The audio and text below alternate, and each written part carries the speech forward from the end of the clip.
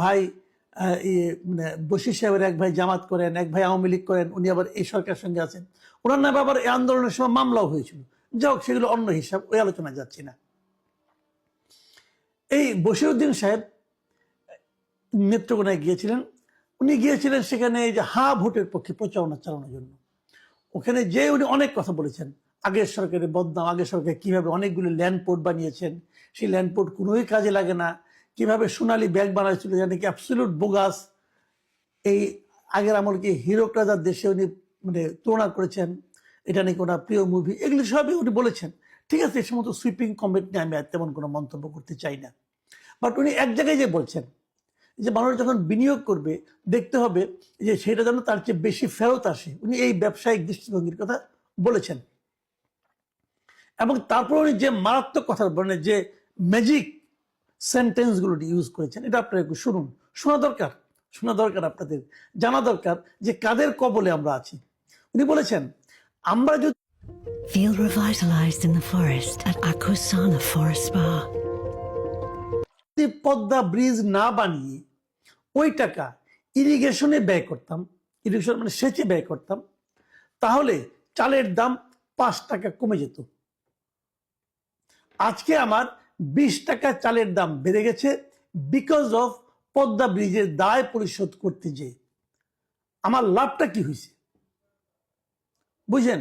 মানে ওনার বক্তব্য হলো, উনি যদি পদ্মা ব্রিজটা না বানাইতেন, মানে ওখানে যে বিপুল অর্থ ব্যয় হয়েছে যদি না বানাতেন এবং না বানিয়ে ওই টাকাটা যদি উনি সেচ কাজে, কৃষকের সেচ কাজে ব্যবহার করতেন, তাহলে চালের দাম 5 টাকা করে কমতো। এবং এই ব্রিজের জন্য যে ঋণ, সেই ঋণ শোধ করতে যে ওনার চালের দাম 20 টাকা বেড়ে গেছে। কাজে এই ব্রিজটা বানিয়ে আমাদের কি লাভ হয়েছে? মানে এই ব্রিজটা বানানো ছিল একটা ব্যাড ইনভেস্টমেন্ট, ব্যাড প্রজেক্ট, এটা ঠিক হয়নি কাজটা। মানে এই লোকটা আসলে তো ব্যবসায়ী, ওনার বাবা ছিল বিড়ির ব্যবসায়ী, উনিও ব্যবসা করেন বিদেশ, উনি সিগারেটের ব্যবসা ওনার আছে, বিদেশ থেকে জিনিসপত্র আনেন, বেচেন, লাভ খুঁজেন, কয় টাকা দিয়ে কিনলেন, কয় টাকা বেচলেন, এটা একটা ব্যবসা, অবশ্যই এটা একটা বাণিজ্য। এই যোগ্যতা দেখে ওনাকে বাণিজ্য উপদেষ্টা বানানো হয়েছে। ভাই, বাণিজ্য উপদেষ্টাই থাকেন, আপনি অন্যদিকে যাচ্ছেন কেন? যোগাযোগ ব্যবস্থা দিকে যাচ্ছেন কেন? আপনি তো যোগাযোগ উপদেষ্টা না। অথবা আপনি তো মানে অর্থ উপদেষ্টাও না, যে অর্থনৈতিক ক্ষয়ক্ষতি কি হয়েছে না হয়েছে আপনি বলে দিবেন। ম্যাক্রো ইকোনমিক্স কি বুঝেন আমি জানি না, আমি শুনেছি আপনি বিশাল জ্ঞানী, আপনি নাকি অনেক পড়াশোনা। একটা সরকারের কাজ কি বাণিজ্য করা?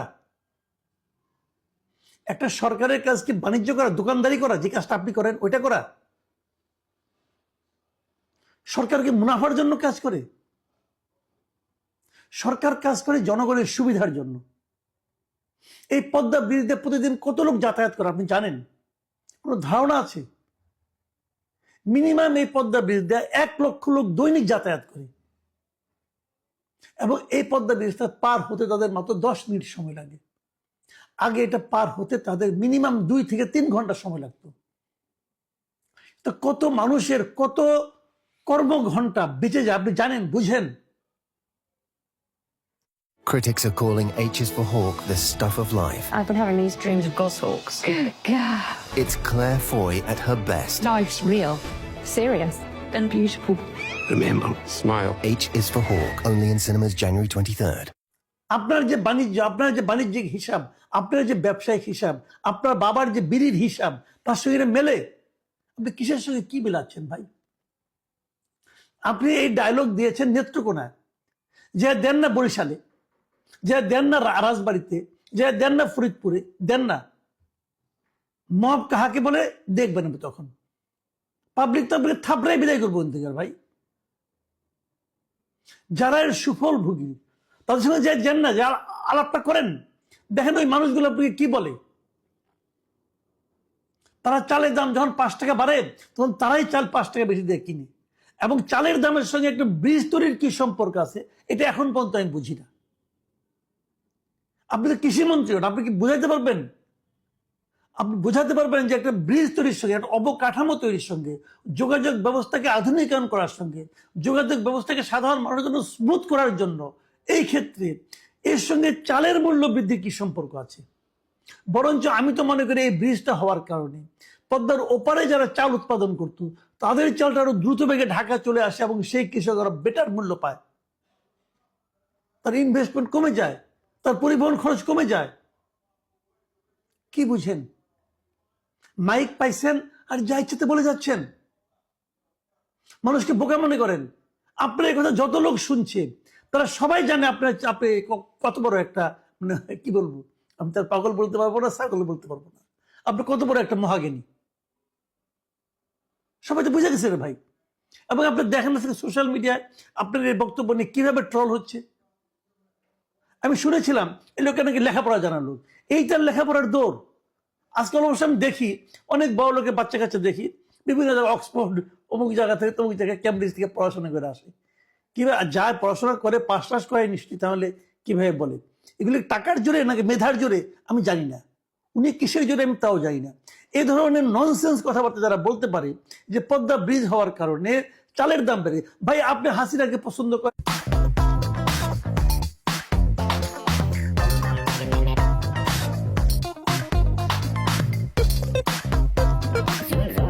না, হাসিনার সমালোচনা করার জন্য 20টা কারণ আছে। পদ্মা ব্রিজের সমালোচনা করতে চান বলতে পারেন যে এটা 20 টাকার কাজ 35 টাকা দিয়ে করছে, বলেন, আমার তো কোনো আপত্তি নাই রে ভাই। যারা চুরি করছে তাদের বিচারের আওতায় আনতে হবে, তাও আমার কোনো আপত্তি নাই।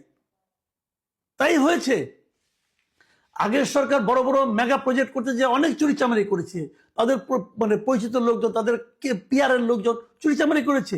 চুরি চামারিগুলি ধরেন, 1.5 বছর তো হয়ে গেল, চুরি ধরেন না কেন? চুরি ধরে আলাপ করেন, বলেন এই চুরি করছে এই জন্য এর বিরুদ্ধে এই মামলা হবে, তা তো করেন নাই। মামলা করছেন হত্যা মামলা,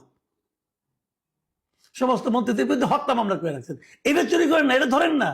যে পদ্মা ব্রিজে কত টাকা অপচয় হয়েছে এটা বের করেন, বের করেন। আদানির সঙ্গে চুক্তি করে কত টাকা অপচয় হয়েছে রাষ্ট্রের, বের করেন। আদানিকে টাকা তো সবচেয়ে আগে আপনারা দিয়ে দিচ্ছেন এইসব গভর্নমেন্ট ক্ষমতা এসে।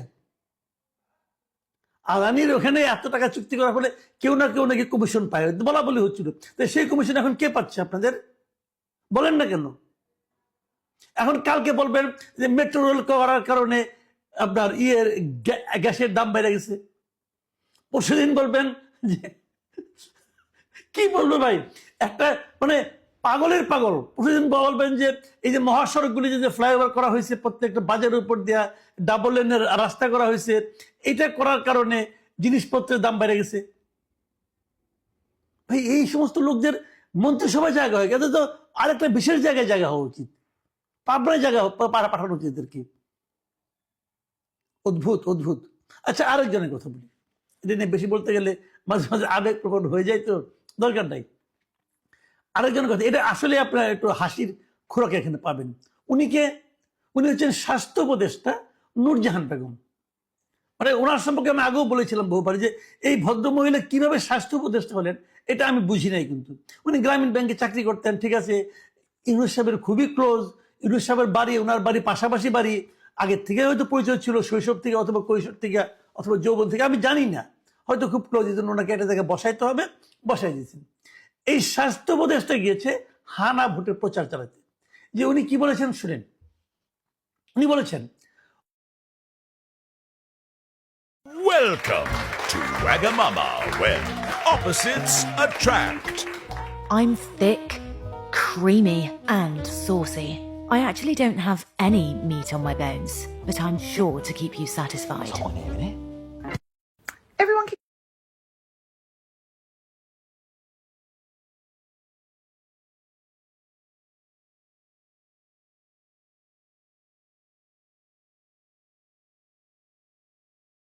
যদি সম্ভব হয় আশেপাশে মেলার ব্যবস্থা করে দাও। কোথায় মেলার ব্যবস্থা করতে হবে? আচ্ছা শুনেন, বুঝতে পারবেন। সবাই মেলা করবে, মেলাতে আসবে, মেলায় কেনা বেচা হবে, বাণিজ্যও হইল, আবার গিয়া ভোটটাও দিয়ে আসলো।